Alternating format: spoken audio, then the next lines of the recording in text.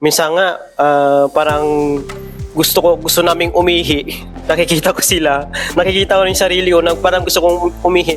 Pero nagpipigil kami dahil every minute counts nga yung topic. Good day to everyone. My name is Jeric Pagayon, one of the ETO in Tina Maris. Ako si Dennis Obaldo, ETO from Tena Maris. Good morning, ako si Joseph Tadeusz Franco, ETO ng Tena Maris, Philippines. Katatapos lang namin ng training na to ng Information and Automation dito sa Shuttle Marine. Napaka-informative ng training na to, lalo na sa amin, sa mga ETO. Naging malinaw sa amin ang lahat ng bagay sa araw-araw naming task na nakikita sa barko. Marami kami natutunan sa mga tech monitoring, possible mga improvements na pwede namin apply para sa mga susunod naming engagement na barko. Napaka-knowledgeable at malalim ang experience ni Sir Mike with regards dito sa lahat, sa mga topic, discussions, pati na rin sa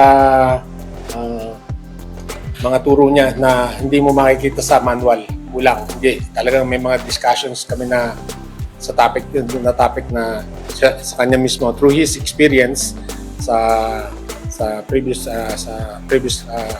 na lugar sa bansa na na-share namin.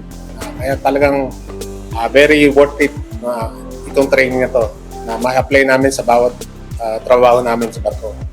Kaya nagpapasalamat ako Sir Mike for imparting your knowledge, your time, and pati na yung skills mo sa amin. Salamat din sa Tena Maris Philippines for giving the opportunity for this training na magagamit namin sa aming mga bagong sasampahan.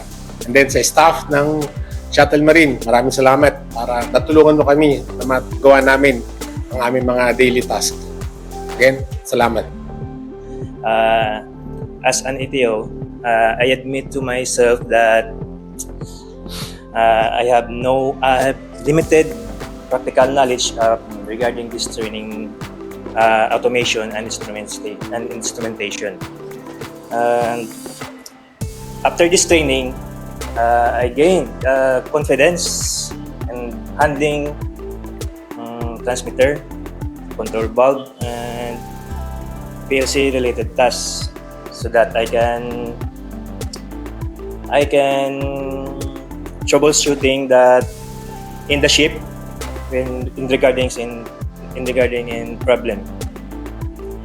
And I highly recommended these training centers, especially the Shuttle Marine, to be the one of the foundation for the ETO course in the future electrician. And thank you for this opportunity to have a training like this. Thank you, Shuttle Marine. And enrolled in the course Instrumentation and Automation.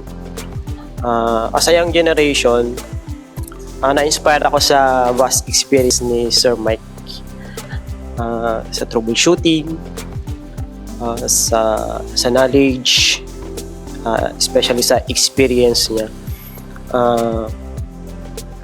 Sa maraming ka talagang matutunan. Every minute counts nga dito. Kahit very interesting yung mga topics na parang gusto naming umihi. Nakikita ko sila, nakikita ko rin yung sarili ko na parang gusto kong umihi. Pero nagpipigil kami dahil every minute counts nga yung topic, yung part theory, tapos may experience siya na mga sinasabi sa mga topic. Napakaganda.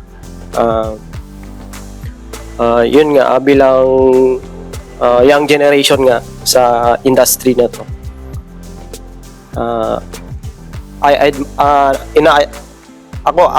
Nung first day pa lang, ina-admire ko na talaga si Sir Mike kasi napakaganda at napakagaling ng mga tinuturo niya dito sa training center.